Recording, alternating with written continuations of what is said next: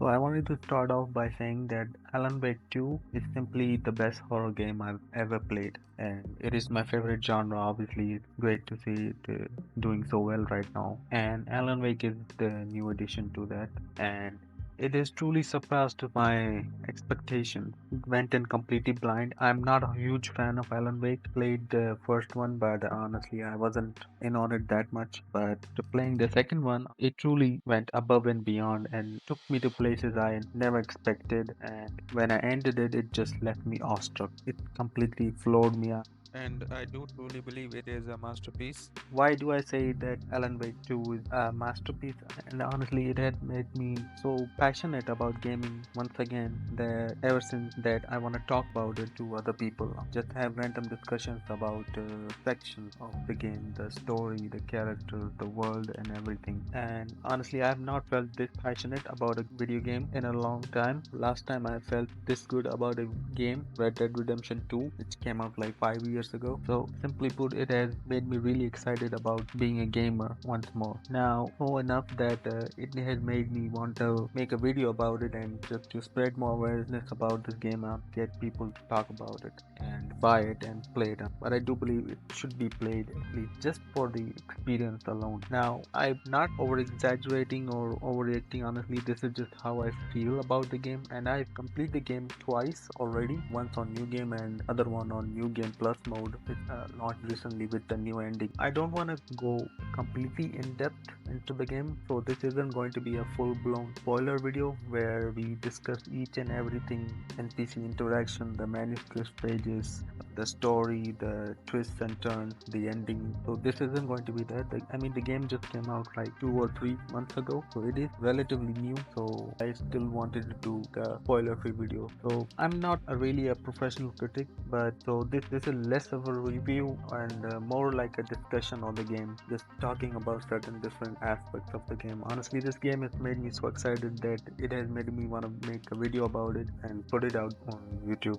So talking about Alan Wake 2 without spoiling it is going to be hard. Now I'm going to try my best to cover each and every aspect of the game without spoiling it, without getting in too much in depth, but there might be some light spoilers ahead. And the footage that you're seeing on the screen right now is just gameplay sessions early on in the game when you play as Saga and Alan. Now the game has two protagonists, Saga Anderson and Alan Wake. It allows you to control them both at the end of each episode. So you will be given an opportunity to switch to the other characters to see what they were doing. Saga back being in the real world and Alan being trapped in the dark place. Now I realized I jumped quickly to the plot. I should give you a plot summary. This is a sequel to the first game which came out back in 2010, Alan Wake 2. The game starts off with a naked man emerges from a cauldron lake shores before he is hunted by a group of people wearing reindeer masks and has his heart cut out. We then switch over to FBI agent Saga Anderson and her partner Alex Casey when they arrive in the town of Brightfall at Cauldron Lake to investigate the series of ritualistic murders. And when they investigate the man that came from the shore, turns out that he was an FBI agent, Robert Nightingale, who went missing 10 years ago. So from this point on, this story kicks off. It's really filled with lots of twists and emotion and full of suspense, mystery, and intrigue, which keep me hooked all the way to the end. The characters, the world building, everything is just top notch. Honestly, well done and very well executed. The game is like extremely well written. The character development was well on point. Saga, I would say, quickly became one of my favorite female video game protagonists. Adding more to that, she's smart, capable, and but most importantly, understanding. She wants to help Alan get out of the dark place, the situation he's in, and she quickly became my favorite female protagonist. But my favorite parts about the game were the Alan sections. They were simply more scary and simply just terrifying. The visual presentation in the game is just brilliant. Those Saga sections were also pretty good since she's back in the real world. They're not that scary, but they were very good. There were a few jump scares in the game with the so-called the masters, the Taken. They were pretty scary, honestly. The atmosphere in this game is so well done. Simply standing there and doing nothing, and the sound would creep you the hell out on. The game has these sub sections. The game is not open world, but it is admittedly linear, but it never feels like that. It has these wide sections of the town where you can explore and you feel like they're open. It never felt like a linear. Even after finishing, I still feel like I missed out on something. Especially with the Alan Six, he has this ability to change the environment, to change the plot, creating a new scene at the place he's in, which completely changes, which created some of the most fun elements in the game. Honestly, the most fun I had with Alan's section, his section was the most scary part in the game when he has to go up against the cult of the tree. And there's this one section in the game with Alan, which is at the theater. He's supposed to try to find a way out of the theater. It was just some of the most terrifying sequences in the game. Even though the game is a horror game, really scary, but this is the most fun I've had with a video game in a really long time. So as you can clearly see by now, if you've stuck around this long. So I hope you're bearing with me because I'm like not very good. I'm not a professional critic. So this is just more of a random discussion. So back to what I was saying, and both characters have pretty much the way they control are the same, but they have their own unique personalities and goals. Alan has his own weapons. My favorite weapons was the shotgun. Was both characters have their own unique weapons. Where the Saga has this crossbow and Alan has this long double-barrel shotgun, which was my favorite in the game, which I would use to blow the so-called Taken and just blow them to bits. And you fight these monsters by using your flashlight to weakening them, and once they're weakened, you can just pretty much knock them out. If you're not, then you'll be just shooting it blindly, wasting your ammo at them. You don't necessarily have to fight the Taken all the time. You can just sneak past them by turning off your flashlight and try to sneak past them. Those section moments in the game provided some of the most tensest sections. But back to Saga's gameplay a bit. Saga is also this ability called the Mind Place, where she gets into people's head and she tries to put together clues to try and figure out who's behind this cult and how to get Alan out of the dark place. Further adding to it all, the boss fights in this game are simply amazing.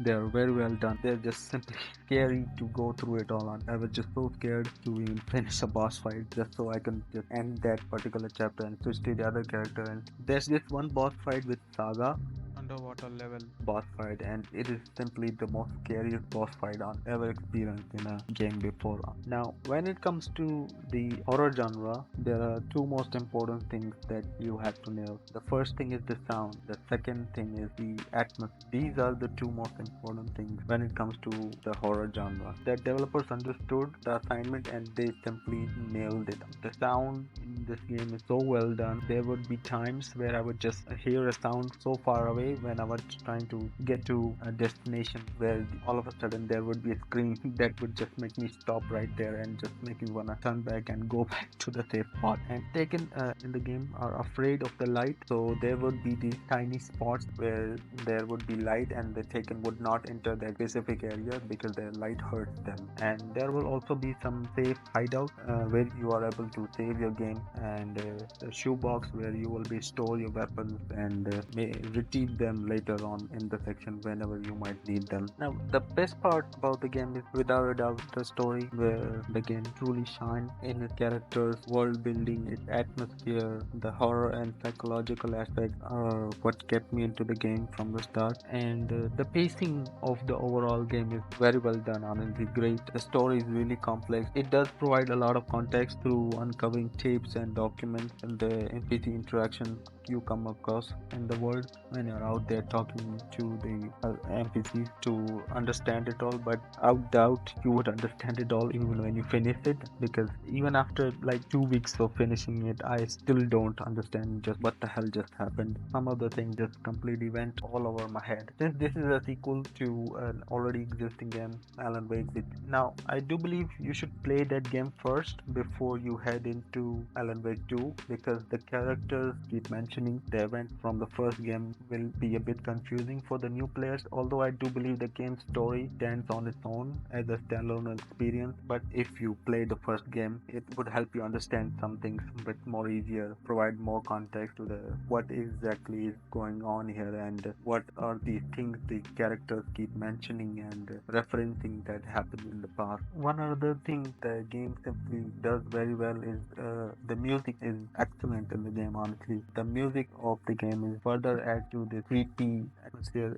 It just takes it to another level. One other thing that I like about Alan Wake 2 is the fact that it is a very mature game. It doesn't hold back. There is some really graphic imagery in the game. There's some nudity and lots of blood, violence. I just love the fact that the game doesn't hold back anything nowadays, where everyone is just trying to maximize the profit. I appreciate a game more like this when game like this comes around and just goes all out batshit crazy. So it's more of a full-blown mature game, and I want to thank the developers for that because they understood the assignment and they were just like, let's just go all out, let's just go batshit crazy and just not hold back whatsoever. So I'm just truly grateful for that, not trying to hold back on anything.